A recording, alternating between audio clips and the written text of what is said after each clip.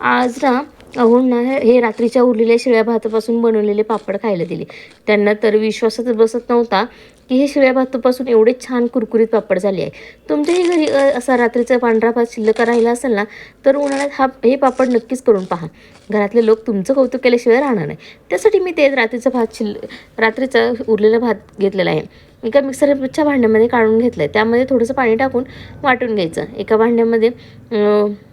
भांड्यामध्ये काढून ते पुन्हा दुसरी बॅच मी ते वाटून घेतलेली, तेही त्या भांड्यामध्ये काढून घेतलं.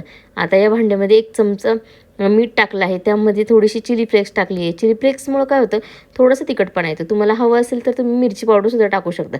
त्यानंतर अर्धा चमचा सोडा, पाव चमचा काळी मिरी पावडर टाकायची आहे.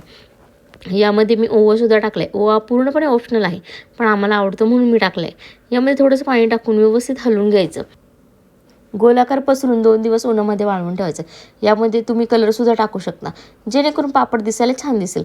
उन्हामध्ये कडक वाळल्यानंतर तेलामध्ये व्यवस्थित तळून घ्यायचे आहे. तुम्ही पाहू शकता आपले पापड इतके छान क्रिस्पी झालेत ना, टेस्ट तर एकच नंबर झाली आहे बरं का. तुम्हाला जर आजची रेसिपी आवडली असेल ना, मला कमेंट करून नक्की सांगा आणि लाईक शेअर सबस्क्राईब करायला विसरू नका. धन्यवाद.